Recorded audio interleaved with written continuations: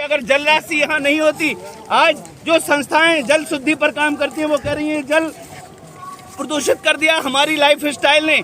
हमारा जो urban culture है वो हमारी नदियों को प्रदूषित कर रहा है, हमारी हवा प्रदूषित हो गई, हमारा खान पान जेनेटिक हाइब्रिड हो गया, आहार अशुद्ध हो गया, इसलिए विचार अशुद्ध हो गए हैं। यदि आहार शुद्ध होगा तो विचार शुद्ध होंगे और व्यवहार शुद्ध होगा।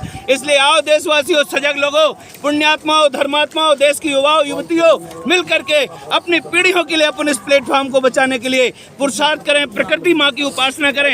ये भगवती प्रकृति सबको सुख देने वाली है। यदि ये गंगा मैया यहाँ ये त्रिवेणी संगम नहीं होता तो यहाँ हम आप सब क्यों आते। इसलिए जो नदी का सहारा है, आज हमारे देश की लाइफ लाइन थी गंगा यमुना। दिल्ली में जाके देखो क्या बदहाली है गंगा यमुना मैया की, क्या हालात कर दिए हमने अपनी नदियों के। आखिर हम कहाँ जा रहे हैं। आज आदमी 20 रुपए पानी लेने को खरीद के पीने को लाचार हो गया। आपका जलाधिकार छीन लिया जल माफियाओं ने। इसलिए हे मेरे देश के लोगों, सावधान हो जाओ। इस भ्रष्ट व्यवस्था को, इस भ्रष्ट व्यवस्था से लड़ने के लिए तुम्हें एक असली आज़ादी की लड़ाई फिर से लड़नी पड़ेगी। वो फिरंगी, वो सफ़ेद चमड़ी वाले तो भाग गए, लेकिन उनकी मानस पुत्र भी इस देश में कब्जा किए हुए हैं। अभी भी इस देश में गौ माता की हत्या हो रही है, अभी भी ये देश गौमांस बेच रहा है। रामराज की परिकल्पना हम लोग कर रहे हैं आज़ाद भारत से। गांधी ने कहा था कि यदि हमें आज़ादी और गौरक्षा में 2 में से चुनने को कहा जाए तो हम गौरक्षा चुनेंगे। अंग्रेज हमारी गाय काटते थे इसलिए हमने बंदूक तानी थी। मंगल पांडे ने 1857 में जो बंदूक तानी थी फिरंगियों की छाती पर, उसका कारण गौरक्षा ही था।